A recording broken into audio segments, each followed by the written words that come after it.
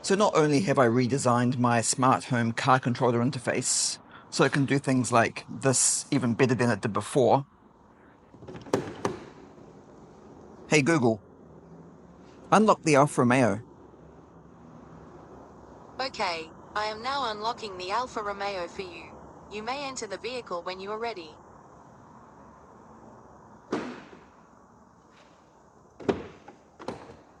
But I have also made and installed a fun little gadget to the front of my car as well. So now when I lock and unlock my car using my smartphone, it does this.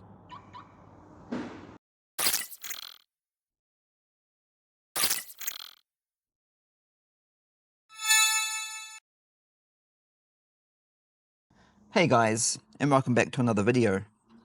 If you're new here, hello and welcome to the channel, and I hope you like today's video. If you like smart home and automotive technology content, then hit that subscribe button because that's what you're going to see on this channel. Now, as you have seen from the intro, today's video is just a fun and short little video I decided to make just to share with you all two small projects I have been working on with my car. Well, not small projects, but projects I've been working on for a while. For some time now, I have wanted to redesign my smart home car controller module, as I have been wanting to make improvements to it for ages. So in today's video, that is one of the things I'm going to share with you.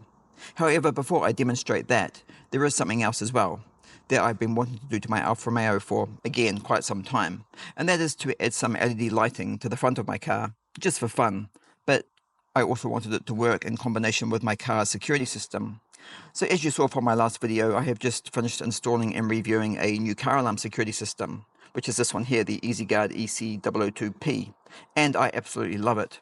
And while I wasn't intending to make this video quite so quickly after that last video, I decided that now is probably the best time to actually do it.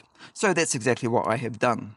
So this video could also be slightly classed as part 2 to the previous video, but this time with a bit more smart home tech included as well. Now I'm going to start off today's video by installing the LED light strip to my car. So first of all, what LED light strip am I using, and where did I get it from? Well, as always, I have put links to everything used in this video in the description area below. And secondly, this is the LED light strip I have decided to use. This is designed for automotive use, so it's powered up off 12 volts DC. It's not designed to be used in a smart home, but in having said that, it would definitely be possible to use it in a smart home if you wanted to. It costs about $15 and it is actually advertised to work with the 2017 to 2023 Alfa Romeo Stelvio models. And no, this is not a Stelvio, but this LED light strip will work with any car and any model as well, as it's a very universal design, so that's why I chose it. It has adhesive tape on both sides, as you can see, so it can be used in a wide variety of applications. You can mount it virtually anywhere, such as to your car's bonnet, trunk, doors, grille, interior, and anywhere else you can think of. It's approximately 1.5 centimeters thick, and this one in particular is 1.2 meters long. It can be purchased in other lengths as well, such as 1.5, 1.8, and 2.4 meters. The LED part of the strip, which is this part here on the top, is 5 millimeters thick, and it's built into this rubber diffused molding, as you can see. Being designed for automotive use, it is of course also waterproof, and it's rated at IP68. It's incredibly flexible, so you can bend it to any shape you like. And not only that, it can also be cut as well. And that's good because it's going to be a little bit too long to fit around the inside of my Alfa Romeo grille, which is where I'm going to be installing it. This particular LED strip is red in colour when it lights up and starts its scanning sequence effect, before then stopping and then just staying continuously lit up constantly. It's also available in blue and white as well. It's incredibly easy to wire up, as there's only two wires, which are red, which is for your positive 12 volts, and black is just for ground. You can even set this up and use it as a nighttime driving light as well, which adds extra security to your car, as it makes your car easier to see at night for other drivers. White is probably the best colour to choose if you intend to do this, as red and blue lights can be illegal in some countries, and New Zealand is one of them. Anyway, I am now going to install this LED light strip to my car, and then I can get onto the next part of the job, making it work.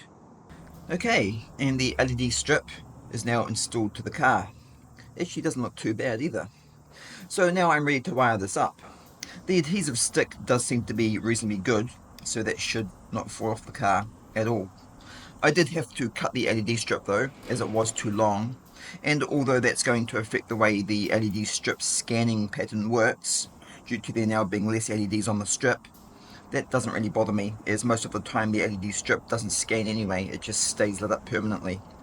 Now, depending on the application you're going to use this for, you can connect it to your ignition, reversing light, park light, headlight, trailer lights, and anything else.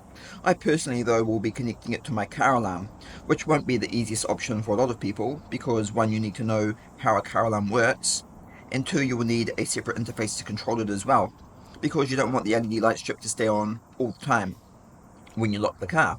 You only need it to illuminate for a few seconds and then turn off again.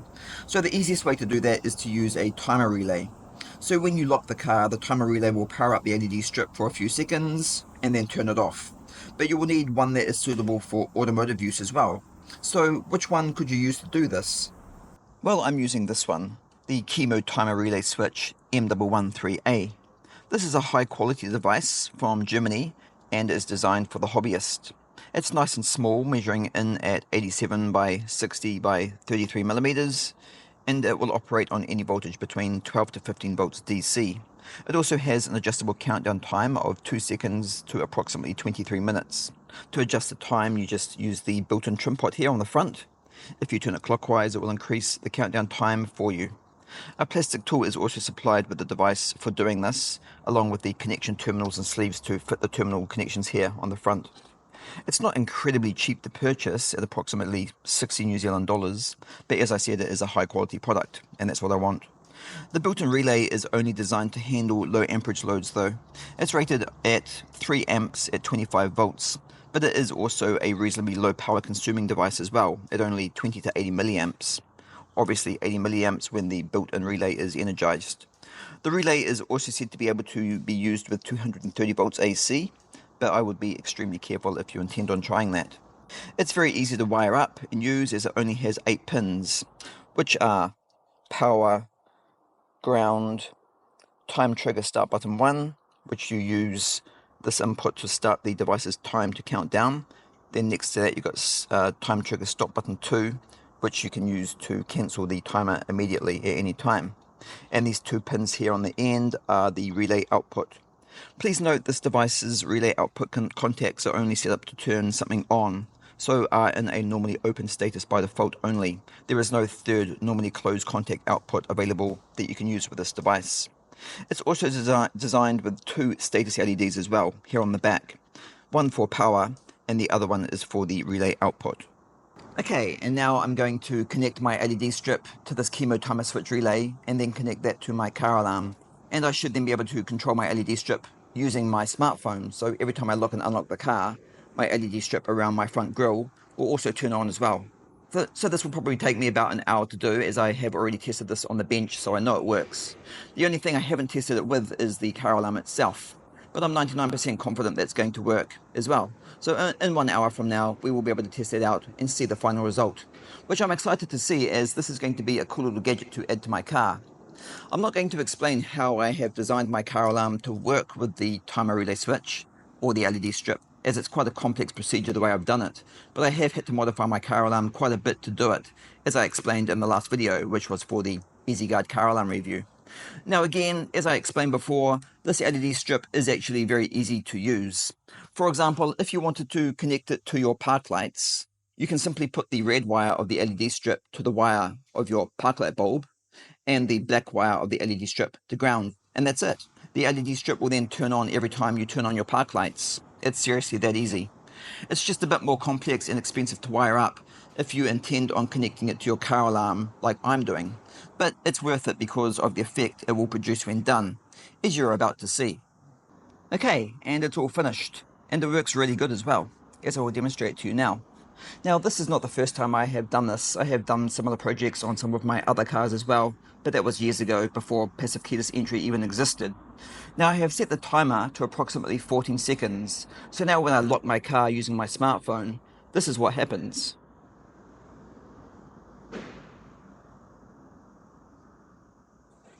Yeah, I know, that definitely grabs your attention. So the LED strip will now stay illuminated until the 14-second time limit expires, and it will then turn off. like that. And now when I unlock the car using my smartphone, the same thing will happen again.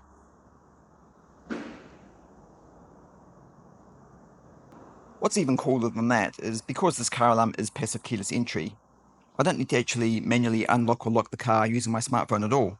I can just, of course, walk up to the car, and when I get close to the car, it will automatically unlock, and again, the LED strip at the front of the car will turn on by itself as well. Now, I also decided to wire up this LED strip to work when I open the trunk on the car as well, using my smartphone. So, if I tap on trunk, and then tap on confirm, you probably heard the trunk open then, and the LED light strip is turned on. Now, if you're watching this and thinking, wow, that LED strip looks incredibly bright, you would be right. It is unbelievably bright. And that's just through the daytime as well. So imagine how bright it would be at night. And as you can see at nighttime, hopefully clearly on camera, it is very bright. Okay, and now back to my smart home car controller. Now, just as a quick recap, this is an interface I made ages ago as a way for my car to communicate with my smart home. It is a Zigbee device, and you just plug it into any USB port to use it. And my car has lots of USB ports, because I have installed them everywhere due to me needing so many of them to test all the car tech that I do on this channel.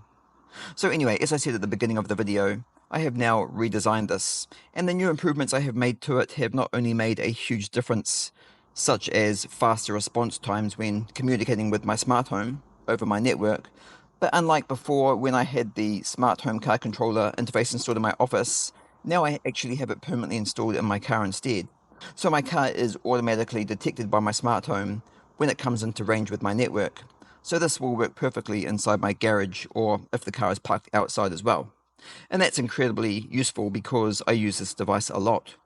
Now, if you follow this channel, seeing me control my car using my smart home is definitely something you would have seen before, because this will now be my third car that I have interfaced into my smart home. First there was my Volkswagen, then the BMW, and now this, my Alfa Romeo. And as you are going to see in today's video, locking my Alfa Romeo is not the only thing my smart home can do using this interface. Now, the communication between my car and smart home is controlled using automations, and I have made some slight changes to them as well. Anyway, this is how it works. So if I walk up to my car in my garage and then suddenly realize I don't have my key or my smartphone and my car is locked, it doesn't matter because I can just use my smart home to unlock the car for me anywhere within inside my home. So for example, hey Google, unlock the Alfa Romeo. Okay, I am now unlocking the Alfa Romeo for you. You may enter the vehicle when you are ready.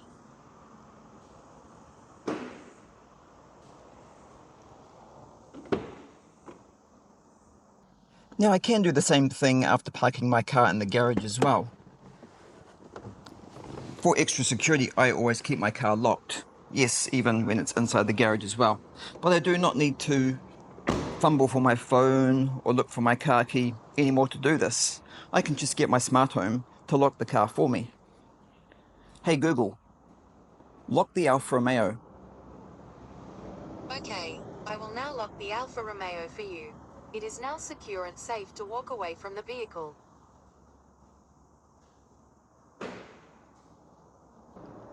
And because my car is always locked inside, sometimes if I'm not thinking, I will walk downstairs to my car to open the car or the trunk, usually forgetting to grab my keys or phone to unlock the car first.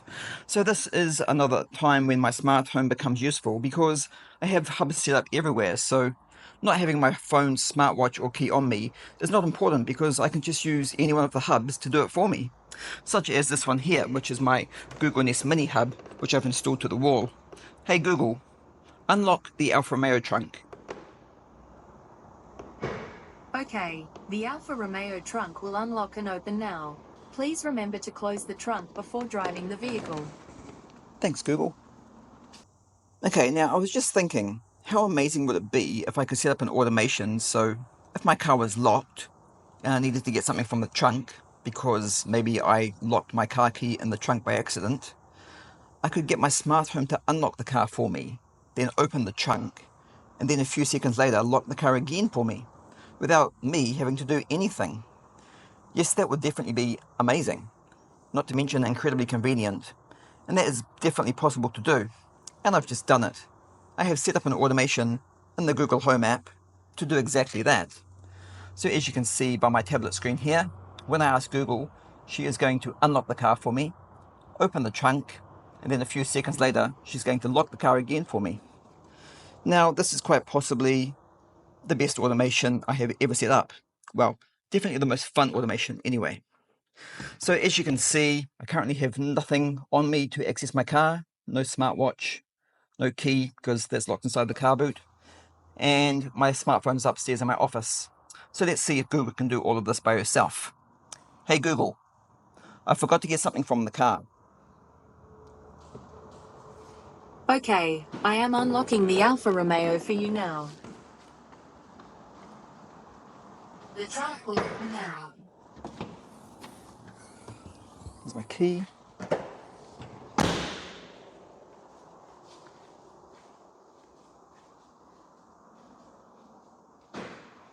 I have just locked the Alfa Romeo for you again now.